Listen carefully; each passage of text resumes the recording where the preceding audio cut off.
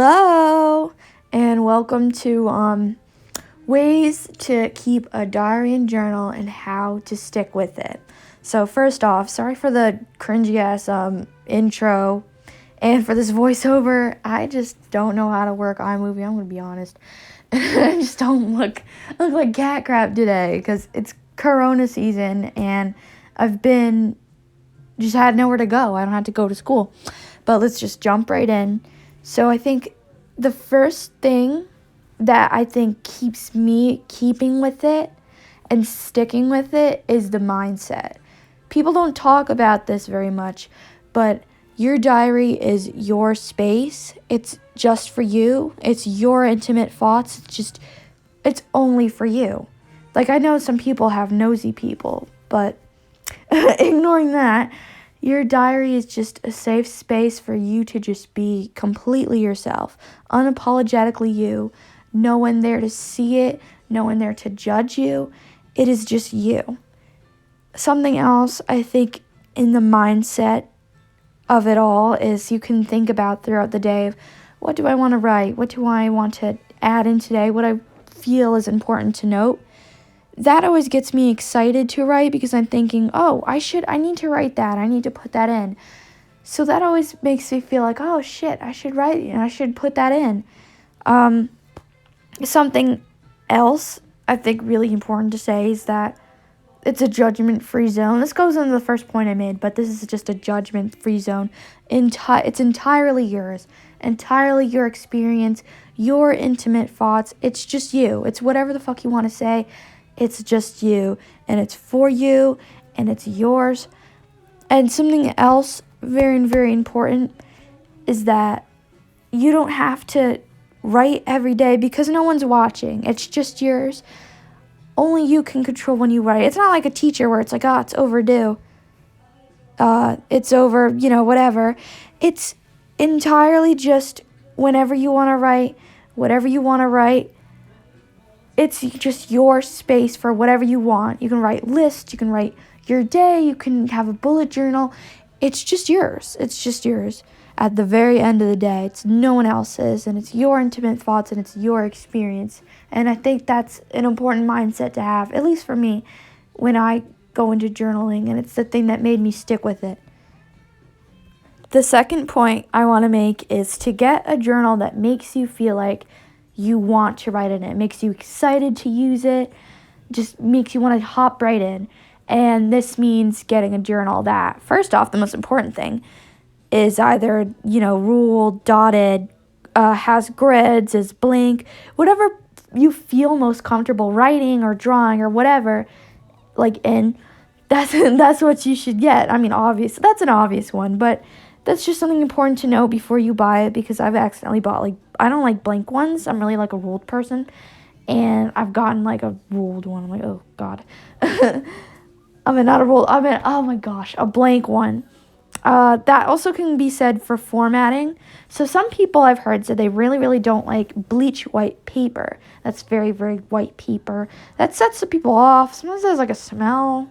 So that's about preference too. Also, line spacing, grid size, the color of the lines. Some people are very specific, and that's something. If you find your perfect journal with just the lines are just spaced so nicely and the pages are this just light shade of yellow or whatever makes you happy, that will make all the difference in the beginning, because you'll just want to write and fill those pages up. Another thing is obviously the cover. And some people get these diaries that they feel like are almost too good to be filled in, which I've never personally had that problem. But if you find yourself having that problem, maybe try to get a blank one and then decorate it. Once you already started writing, then you could decorate it. Because once you've already started writing, you've already tainted it. I'm kidding, but some people, that's something to keep in mind too. If you feel like you're going to get a journal and then it's ruined or you've messed it up, then, maybe it's best to go with a less extravagant option. Which also could be said for getting something very plain. If you're a person who likes something very detailed and immaculate, maybe plain is not the choice for you. It's all about preference. I've had a vertical diary that, I'm going to be honest, I was not like super thrilled to write in.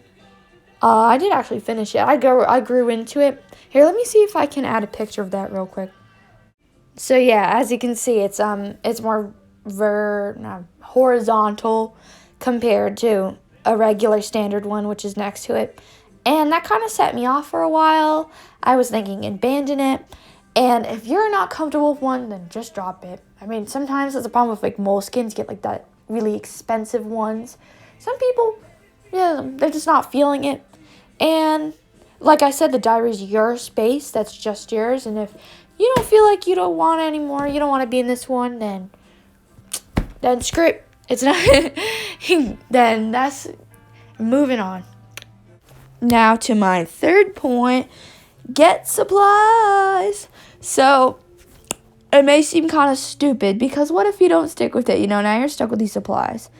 Well, maybe, go to the Dollar Tree. No, I'm kidding. But sometimes it might help you to get a little more motivated, a little more excited, or break in your diary, make it feel more like yours if you get some supplies. I love stickers. It's my favorite thing of all time. Just put stickers all over the place. That always makes me happy, makes me feel like it. But some people, I've seen like a lot of people do like K-pop diaries. They'll print out their idols, put their idols all over it, make them like excited to write about their idols. Some people, they take pictures and they put pictures all over it that they took. They have, I just showed in that video, I have markers, draw on it. Whatever kind of supplies that you feel like would make you want to write in it, you should go get it. I mean, if you don't end up sticking with it or it ends up being something you don't enjoy, hey, at least you still got the supplies left over. So maybe just get some cheap stuff, like a cheap diary, and as kind of like a starter kit, and hey, maybe they'll make you more motivated to stick with it. Be like, I have to do it because I got the stickers. And maybe it'll start to become more of a hobby and less of a chore once you're like, hey, I could just decorate it, make it fun. Now to my fourth point, prompts and stream of consciousness. I just mispronounced that so bad. But basically what I mean by that is prompts. Sometimes to break it in, just, you don't really know what to write. You don't know what to do. It's your first diary. You don't even know diary or journal. You don't even know what to do. Prompts might help you out. So you could do an interview of yourself. You could have a page. You could have like a page dedicated to the people in your life. You could write a letter to somebody that you're never going to send out. All kinds of fun, like if you look it up on Google or go on Pinterest or Tumblr or wherever, you'll find thousands and thousands of fun little like writing prompts you could do. Or you could do story writing prompts, like write a story about this, or you could do childhood memory. There's infinite amount of ideas you could do if you have no clue what to do. You could draw, I write lists. Like the next one I'm going to do is my favorite Saturday Night Live sketch. I'm going to do like my top 5 sketches or something. That's something I love. And then stream of consciousness, which is my favorite thing to do because it's basically what I do every day. I do what I did the day, and then after that, it's just my stream of consciousness. Like, what I'm thinking about, what's on my mind. I have like ADHD, right? So my mind's like always on and on and on. And like this, I'm always rambling and I never shut up. And with that is my brain won't ever shut up. So I like to just write it down, get it all out. Like, this is what I'm thinking today. I like to rant, be like, this person's pissing me off so much. This is what's making me mad. This is what I find scary. This is what makes me happy. This is what I'm excited about. Stream of conscious is just what you're thinking on paper. And I find it the most relaxing thing ever. So if you're one of those silent-minded type people, maybe prompts will help you get started and get your juices flowing. If you're like me and your mind never shuts up, there you go. Like the diary writes itself. Just pen to paper what exactly is on your mind, what you're thinking, what's making you mad. Yeah.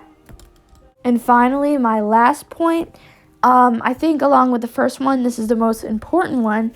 If diary or journal writing feels like a chore, stop doing it. No matter what, just put the pen down, stop doing it. Because like I said in the first point, no one's on top of you, no one's reading it. I mean, unless of course someone is, but if you're doing this for your own self-enjoyment, just out of your own feeling, if this feels like a chore, immediately stop doing it I've taken hiatuses, like year hiatuses, 2-year hiatus, or just like a couple month hiatus, like 2-3 month hiatus, a week hiatus, whatever will make you just get out of this chore mentality. That's what you need to do. Or maybe it's just not for you, but if it feels like a chore, or it's really starting to grate on you, or you're tired all the time because you're taking too much time out of your day to do it, then you just need to stop doing it, because diary writing is a hobby that you have to want to do to enjoy it.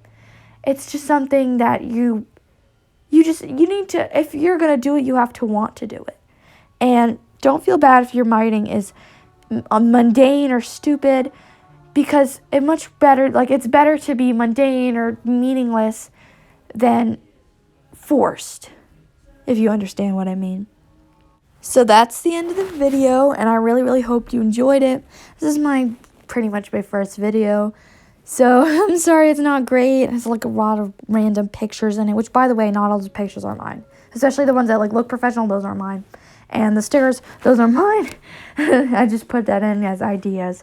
But thank you so much for watching. I really appreciate it, and I hope to see you again. Bye!